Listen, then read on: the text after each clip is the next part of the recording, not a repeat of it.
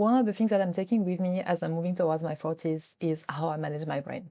Because I realized over the last 10 years at least, I've been doing so much work on understanding what's going on out there. And I don't know if you can relate to that, but sometimes, I wake up and I'm okay. And then a few hours later, my brain starts doing things that I don't like or starts, being negative or something happened up there that is probably just chemistry or anything else happening. And I'm like, what are we doing today? Is it going to be a good day? Is it going to be a bad day? And it's been several times like this that, I felt a little bit like, I don't know what my brain is doing. So over the last years, I've really learned to kind of really understand what does the brain do in general? How does the brain work? And how can I use this to guide my brain when I'm in situations where things are not going in the right direction, or in general to, condition it a little bit better so that actually what's going up there in my mind is helpful to me. It's like it's serving me. At least it's not coming in the way. I think that's the main thing.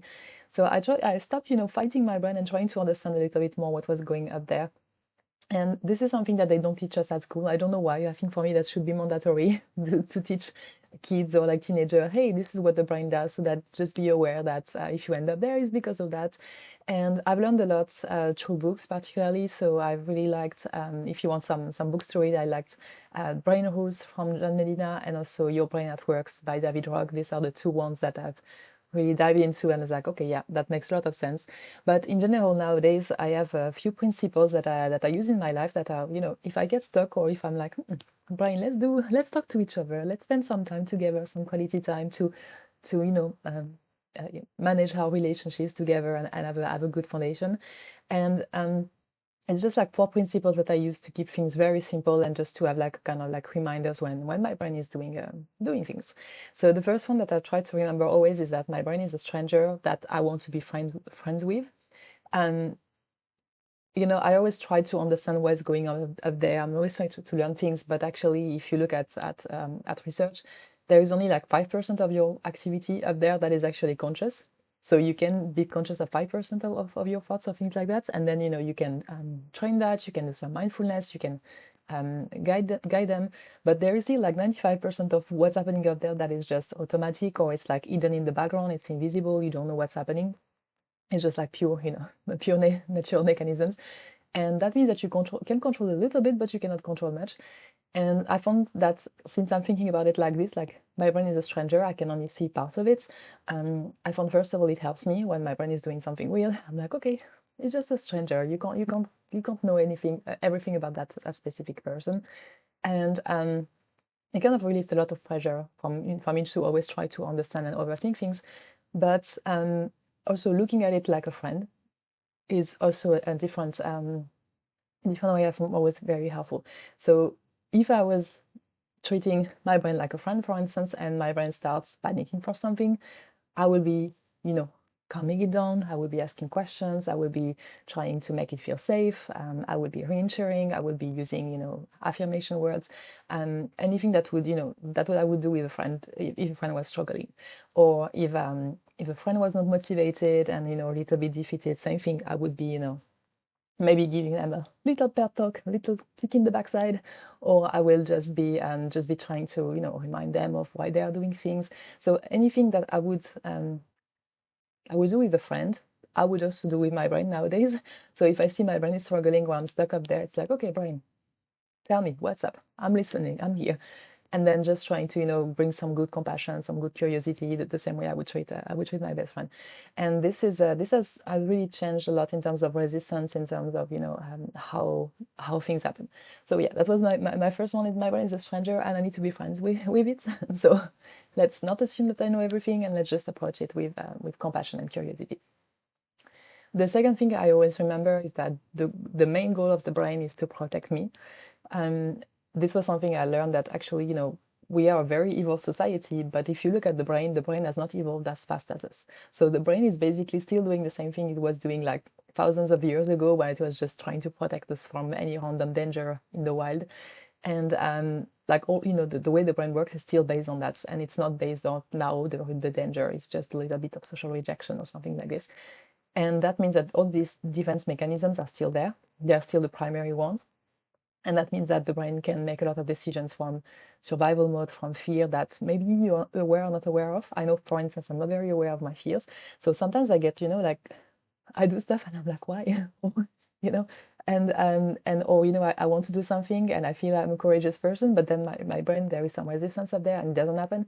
And this is like, yeah, reminding yourself that the brain is actually trying to keep you safe and comfortable at all times as a priority is quite humbling, I would say, because I thought I was smarter than that, but it's still the reality. So it's just being aware of that.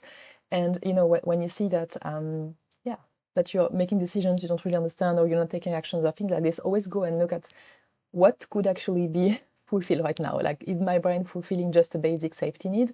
And for instance, if you don't want to put yourself on social media like this, on a platform like this to be visible, maybe it's because your brain is fearing some kind of social rejection or some kind of judgment. If you notice that you are yeah, you want to go for a bigger job, but actually your brain is like, no, no, let's not do that. Maybe it's because there is a fear that you are going to lose some money, some time, some reputation, or something like this. So there is always like a fear behind of like a basic survival need that your brain is going to fulfill first before you can do the more like thriving things. So yeah, I found it very helpful when I feel I'm a bit stuck, or just even sometimes just reviewing what I've been doing lately and try to pick up if there is any survival mode there. So yeah, pausing, asking myself, what is my brain currently doing? And is that actually survival versus thriving? Already gives me lots of insight around, yeah, okay, could I be doing better in my life? And if yes, then what do I need to have my brain go above as a fear? Another thing I remember is that I was saying my brain is a stranger to me, but the brain is not like you're not a stranger to your brain. Like your brain is kind of stalking you. So it's like you kind of have to behave in a certain way if you want to be happier in life. Um, because yeah, you only see 5% of what your brain is doing, but the brain is seeing everything that you do. So if today I say something or I do something, the brain is going to record that. Um, and the same way it records everything in the environment to see there is a danger, it's going to also look at, am I doing things to myself that are also making me a danger to myself? If I'm saying something and I'm doing the opposite, for instance, if there is any inconsistency, the brain is going to be like, I'm stalking you, I'm watching you, you did something that makes no sense, you are a threat, I don't trust you. And this is like a very important thing I've noticed, that the more consistent I am, the more I have integrity. If I say something, I do it. Or in hard moments, if something goes wrong and I made a mistake and I take ownership for it and I really show integrity and I really show maturity, then my brain is handling things better, because it's like, oh, actually, you know what, you take care of yourself. You say something, you do it. There is alignments. There is no confusion there. There is clarity. So okay, I can say now you're not a threat.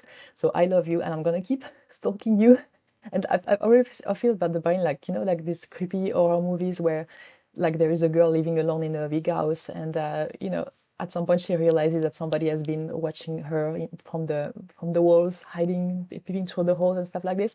This is what I believe my brain is doing to me, and yeah, not in a well, it's a bit creepy, but it's also a reminder that somebody is watching you in a way, and that means that if you can be a world-class human and have the yeah, just have integrity, just be the type of person you want to be, that's also going to help your brain see you as a friend as well as somebody who can be trusted. And I think for self-esteem, for self-love, for just trusting yourself to do the hard things, this is way easier if your brain sees you as a good person like this, or as a yeah, intentional human that actually follow through. And then the last thing that I always remember is that the brain loves stories and patterns. It's the whole goal of the brain is to make sense of things. And yeah, it always makes sense of things through stories and through finishing patterns. It gets a kick of dopamine out of it. But obviously, is it the right story that your brain is telling you, or that the brain is creating based on the data that you have? It's not always true. So if you notice, for instance, that if something a bit unsettling happens, does your brain automatically goes to the worst case scenario and a big drama, which is great for it. Like, the brain is like, look, this very engaging drama story where a lot of bad things are going to happen. It's like if you go to the cinema, that would be probably a better movie than, oh yeah, okay, something happened, but they fixed it in 5 minutes. No, the brain wants to be entertained, and obviously these big type of big stories, negative stories, are like more engaging for it, unfortunately. Um, you can also notice, for instance, completing patterns. If you somebody says something, do you automatically jump to a conclusion about what they are going to do based on previous things that you know from them? But is it actually like, do you have enough data there, or did you just jump to the conclusion because your brain was like, okay, it's what that thing happened from them. I know the pattern. This is the final thing they are gonna do, and that's very important to pay attention to, because your brain can put you in stories that are not true, obviously, but are also not helping you or not being empowering for you. It can also make you ignore red flags or like anything that would actually go against the story you have created. So it's a very important to always keep an open eye and like, ask yourself, okay, this happened. Where did my brain go? What was the first story I told myself there? And notice if that's something empowering or if it's more like something like a doubt or some kind of drama that is not even real yet, that is being created. And yeah, is it helpful? Is it not? If not, what would be? So how could you create a different story and kind of redirect your brain to the right story and to the right beliefs? And yeah, this happens a lot. So always be mindful in situations, or even after situations where something went wrong, or you did not get the result you wanted, or you got in conflict with somebody. Just have a look back at, okay, what was my brain creating as a story here or a pattern, and was that actually the right thing?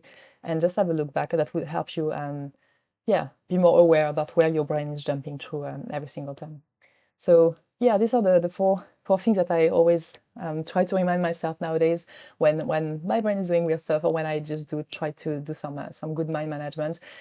So the brain is a stranger that you want to be friends with. It's also a stalker, so be mindful of your behaviors. It loves to create stories and patterns, so make sure that these are the helpful ones for you. And it's also always looking to protect you. So that can be both a gift and also a curse. So just be mindful about what's happening up there. And yeah, that I found having done this now for a few years and using this principle has really helped me just have in general more compassion for myself. So I'm trying to not resist what is going up there, but to approach it with more curiosity, or with more like, okay, let me go and learn something about myself in this process, and try to be less of an animal with just letting my brain do things for me, and more conscious about it, and drive what I can. Obviously, you cannot control everything up there, and yeah, just having a more like yeah, curious approach, less overthinking, or less trying to over understand everything, but just still be able to guide my brain in a way that is helpful for me. So yeah, this was my story about how I stopped fighting my brain and started working with it. And if you have any tips yourself, or anything that you always remind yourself and your brain when you want to guide yourself differently, let us know in the comment as well. I would be very interested to learn your tips. And I see you tomorrow for another video.